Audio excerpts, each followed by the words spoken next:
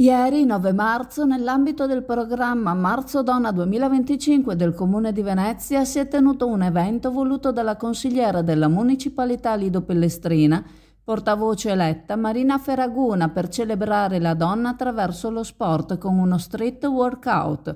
Il circuito veneziano all'aperto con la musica in cuffia ha visto 15 tappe. I 250 partecipanti hanno affiancato le Miss semifinaliste nazionali venete del concorso Miss Mondo, con a capo la manager Antonella Marcon. L'evento è stato patrocinato dall'Associazione dei Gondolieri. Protecta, scelta sempre da più famiglie e imprese per proteggere la propria casa e la propria attività dai furti e per vivere con maggior serenità. Tecnologie avanzate, monitoraggio professionale ed esperti pronti a intervenire in qualsiasi momento. Solo 60 secondi dalla verifica dell'intrusione all'invio delle forze dell'ordine. Contatta Protecta per un consulto adatto alle tue esigenze. 800 778 779. Affidati a Protecta, sempre al tuo fianco. In Regione Veneto oggi, al cospetto dell'assessore ai trasporti Elisa De Berti, si è tenuto un incontro che ha riguardato la mobilità aerea avanzata. Si è dato l'avvio alle attività di condivisione di quanto si sta pianificando con i portatori di interesse per capire quali siano le esigenze del territorio nello sviluppo di tali servizi innovativi per quanto riguarda la mobilità. Il Veneto aveva già approvato un protocollo per lo sviluppo delle nuove tecnologie, innanzitutto per il trasporto di merci tramite droni. Solo in futuro si penserà al trasporto di persone. La pianificazione che riguarda la mobilità con i droni da qualche anno è stata avviata con ENAC, l'Ente Nazionale di Aviazione Civile.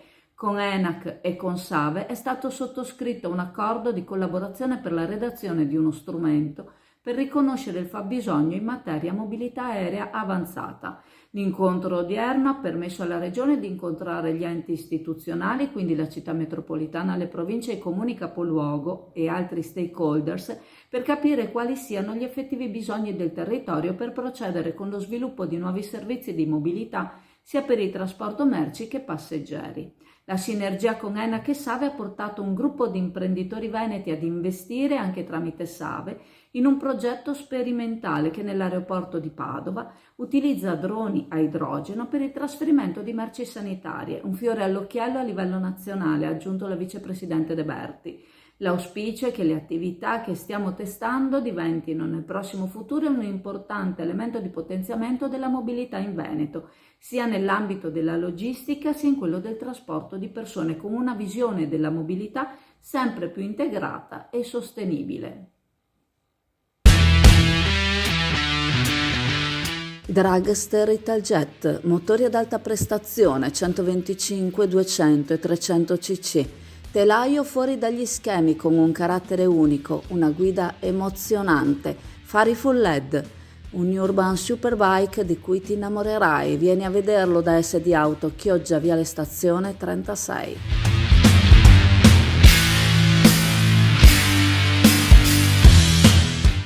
Nei giorni scorsi qualche amico, nostro conoscente, follower, più di qualcuno devo dire la verità, ci ha chiamato perché ci chiedeva informazioni sulla realizzazione che si sta vedendo questi ultimi giorni sul lungomare, praticamente di fronte alla caserma dei Carabinieri. Stanno vedendo la realizzazione di alcune strutture. Allora, come al solito, purtroppo c'è chi parte per la tangente dando subito dei giudizi negativi anche se non sa di quello che sta parlando, e c'è chi invece cerca di spiegare le cose.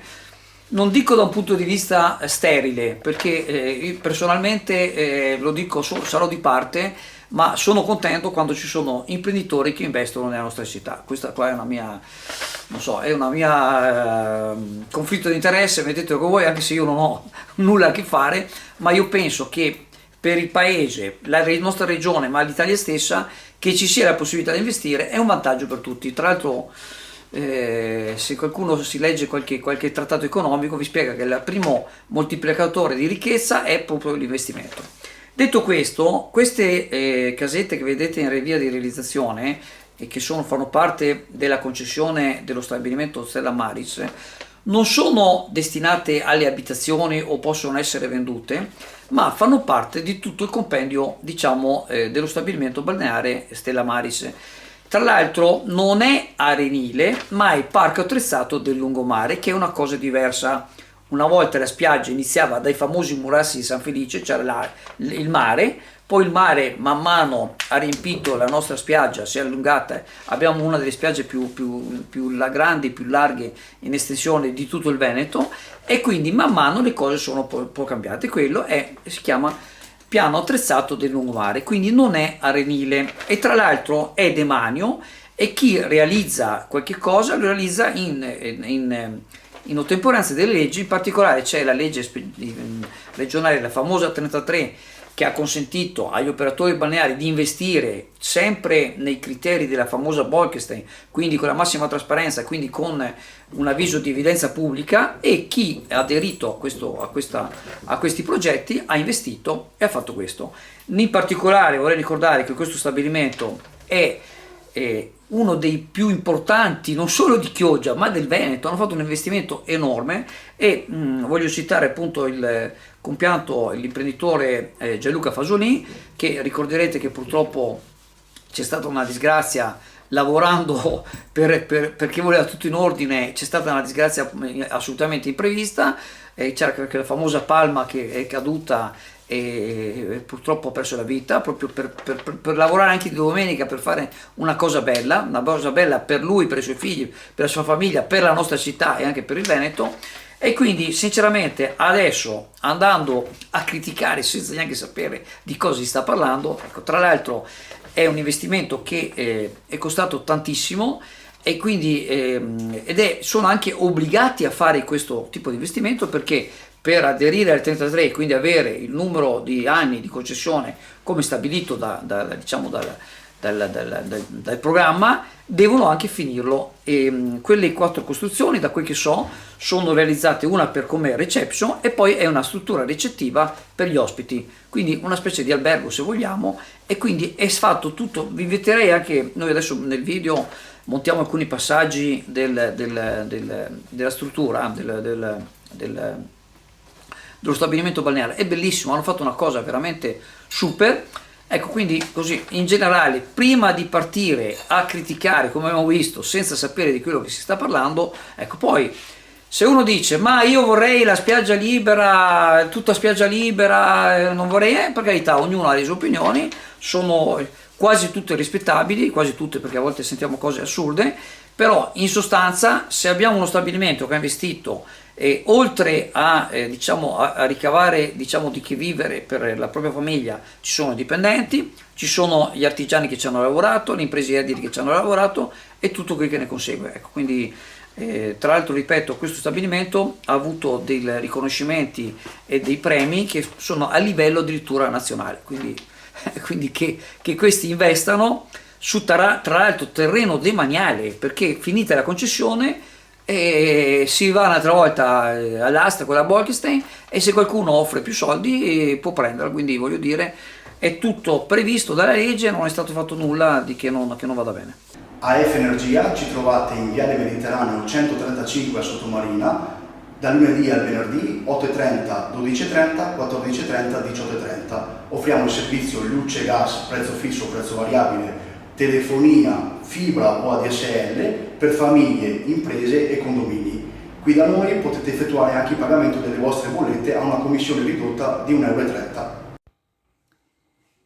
La Regione sta avviando ora uno studio delle esigenze dei probabili portatori di interesse riguardo la mobilità aerea avanzata. Siamo andati a ripescare uno dei primi comunicati in cui si annunciava questa nuova tecnologia, e forse all'epoca si è stati troppo ottimisti. Stiamo parlando di un comunicato del gennaio del 2023 in cui si supponeva l'utilizzo di tale tecnologia per il trasporto passeggeri già per il 2026 per le Olimpiadi di Cortina.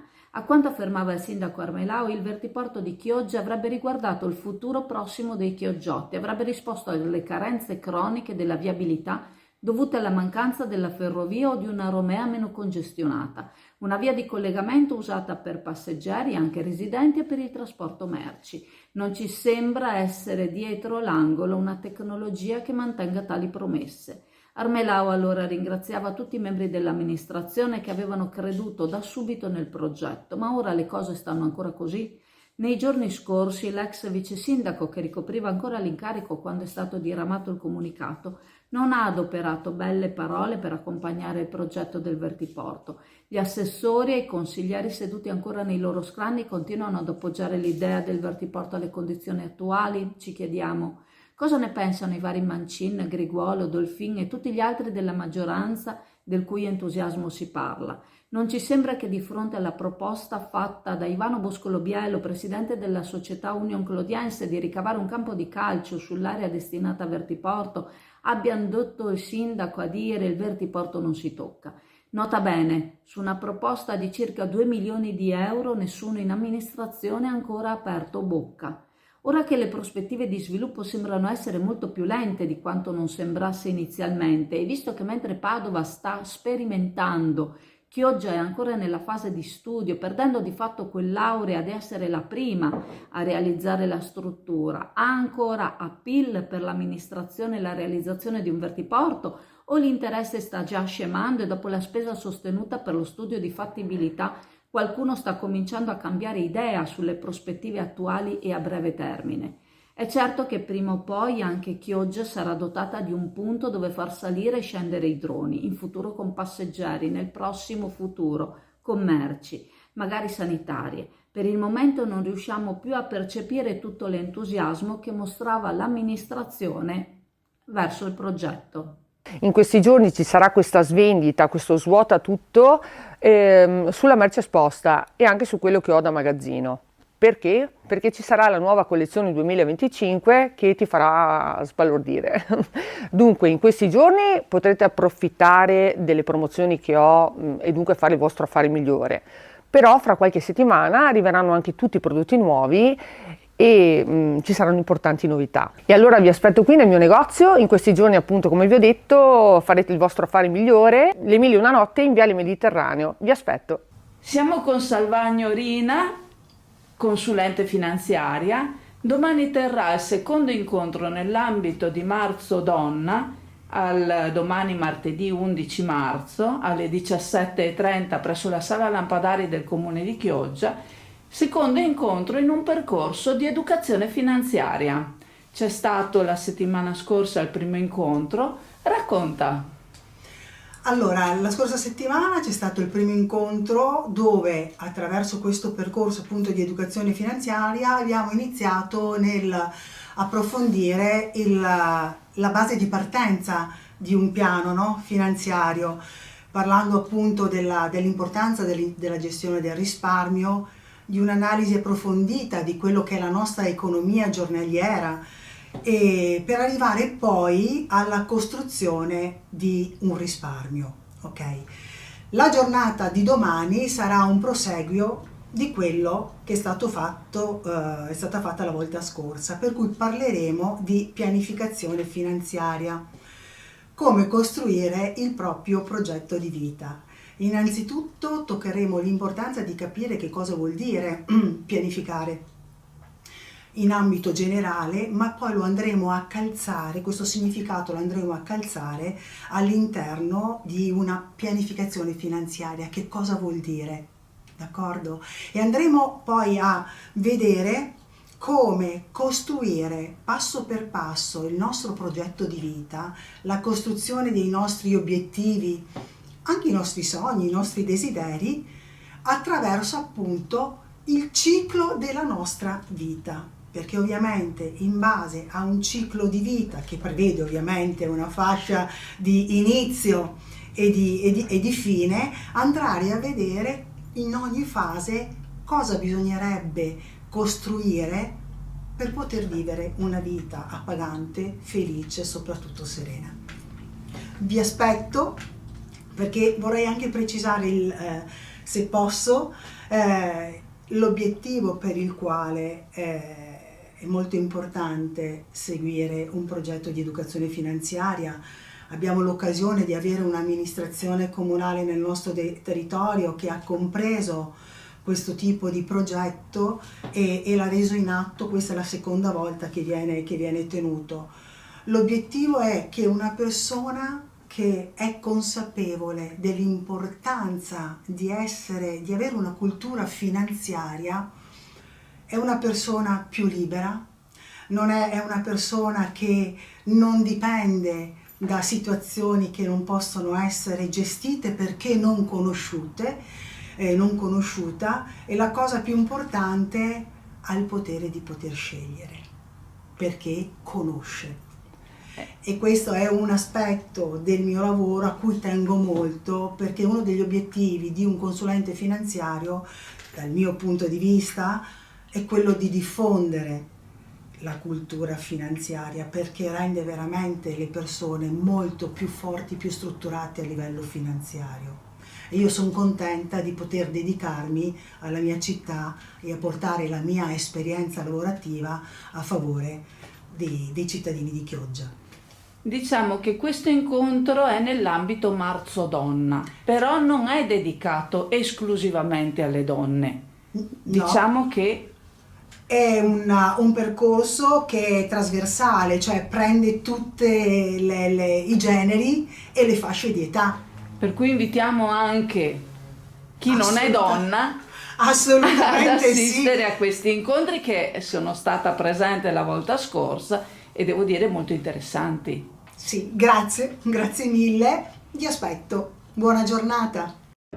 Nell'area colore Silla trovi una vasta gamma di prodotti disponibili, dal colore all'attrezzatura. Spiccano le pitture per interni ed esterni per tutte le esigenze, dalla piccola tinteggiatura al grande cantiere.